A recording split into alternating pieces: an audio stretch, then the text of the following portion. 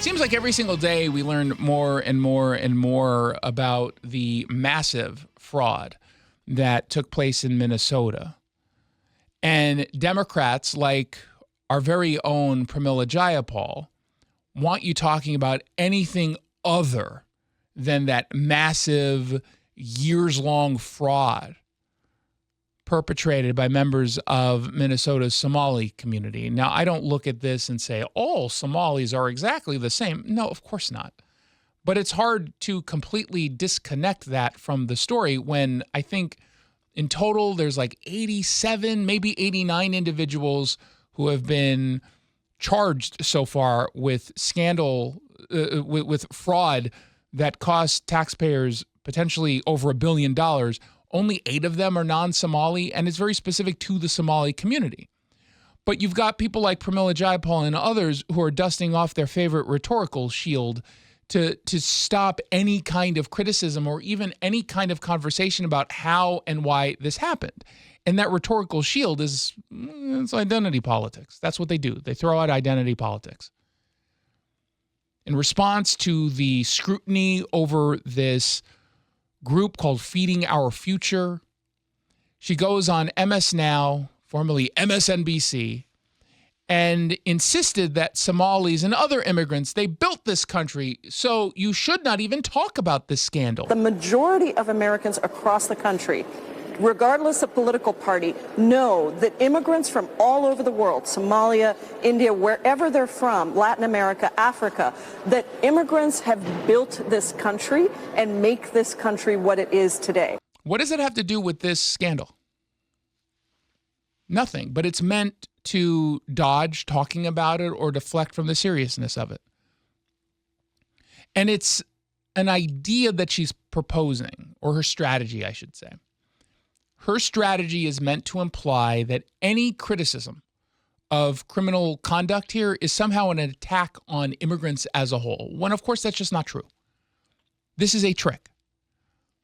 Turn a conversation about documented, federally charged fraud into some sort of insufferable lecture about America's immigrant story, when that has nothing to do with what we're talking about. Nothing, not even a little bit.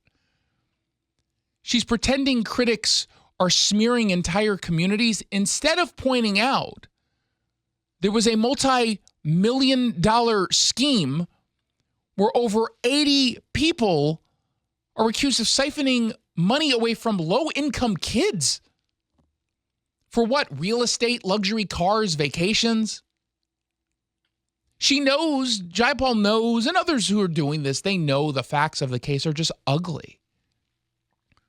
So rather than confront them, instead of coming out and saying, maybe the system we have in place was ripe for this kind of abuse, she wraps herself in this moral superiority of identity politics and just hopes that no one will notice when she pivots.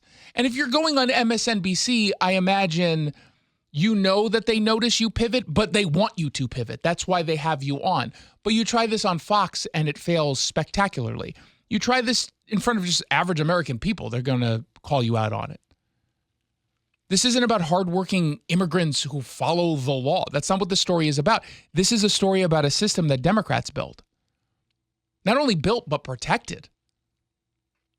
That made this kind of fraud so easy to perpetrate. And the reality is, the fraud that existed, people are like, well, how could this happen? How could it happen? It's not a bug, it's a feature.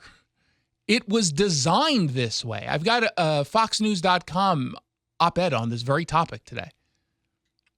We link to it on our social media channels.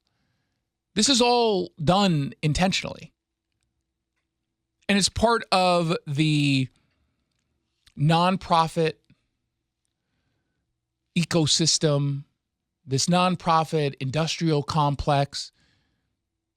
You ever wonder how it is, just looking at it on a local level, how it is that the same groups who are given money one year to solve homelessness and then fail spectacularly, then the next year get even more money, fail spectacularly again, and then the next year after that get even more money.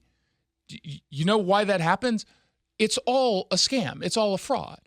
It's all a system that was built to give the appearance of doing something. Politicians who give money, who funnel taxpayer dollars into these groups that do nothing, then get those groups to either directly or indirectly support their political careers.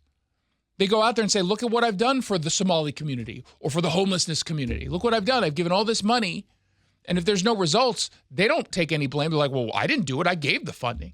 But they're giving funding, knowingly giving funding to well-connected individuals in the nonprofit space who get wealthy off of all of this. They offer them protection because they're getting political support as their form of kickback. It's all a scam. It's all a fraud everywhere. Everywhere. And I imagine it also happens in red states. Don't think y'all get off scot-free here. I think the whole system has been created in that way. It's all a scam.